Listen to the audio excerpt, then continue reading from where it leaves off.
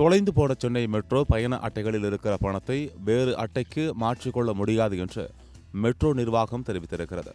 இதுபற்றி மெட்ரோ நிர்வாகம் சொன்னதாவது, சென்னை மெட்ரோ பயண அட்டை மற்றும் சிங்கார சென்னை அட்டைகள் மெட்ரோ பயணம் செய்யவும் வாகன நிறுத்த கட்டணம் செலுத்தவும் பயன்படுத்தப்படுகிறது. ஒருவேளை இந்த அட்டைகள் தொலைஞ்சு போயிட்டா அதுல மீதமா இருக்கிற பணத்தை எந்த சூழ்நிலையிலும் வேறொரு அட்டைக்கு மாற்றவோ திரும்ப பெறவோ முடியாது. அதனால பயணிகள் தங்களோட அட்டைகளை ரொம்ப கவனமா பார்த்துக்கணும்னு கேட்டுக்கிறாங்க. குறிப்பா சிங்கார சென்னை அட்டை விஷயத்துல ஆர்பிஐ மற்றும் என்பிசிஐ விதிகளின்படி அட்டை தொலைஞ்சா அதுல இருக்கிற தொகையை திருப்பி கொடுக்க முடியாதா. ஏன்னா அந்த அட்டையை வேறு யாராவது தவறா பயன்படுத்த வாய்ப்பு இருக்கும்னு காரணம் சொல்றாங்க.